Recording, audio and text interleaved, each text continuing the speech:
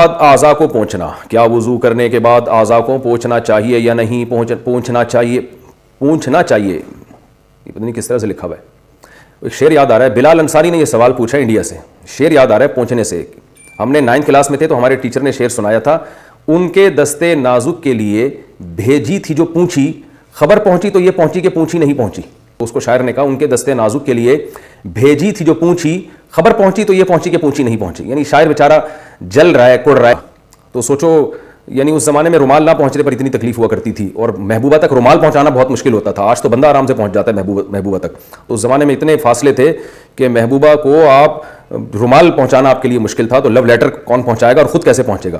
اور آج محبوبہ پہلے پہنچی ہوئی ہوتی ہے، بندہ لیٹ پہنچ رہا ہوتا ہے. یہ حالات ہو چکے ہیں. کیا وضو کے بعد اعضاء کو پونچھنا چاہیے یا نہیں پونچھنا چاہیے؟ دونوں طریقے حدیث سے ثابت ہیں. پونچھنا بھی ثابت ہے اور نہ پونچھنا بھی ثابت ہے.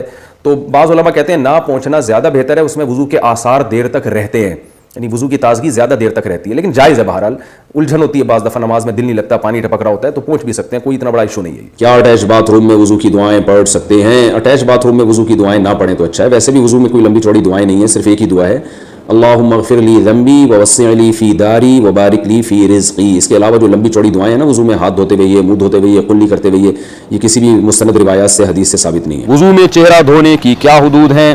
کان کی لو کہاں تک ہے؟ وضو میں کہاں تک چہرہ دھونا چاہیے؟ مصعب صاحب کراچی سے. کان کی لو اس کو بولتے ہیں جہاں کان آپ کا اینڈ ہو رہا ہے، ختم ہو رہا ہے. یہ جو کان ختم ہو رہا ہے نا، تو یہاں سے چہرہ شروع ہو رہا ہے، تو یہاں تک دھونا ضروری ہے.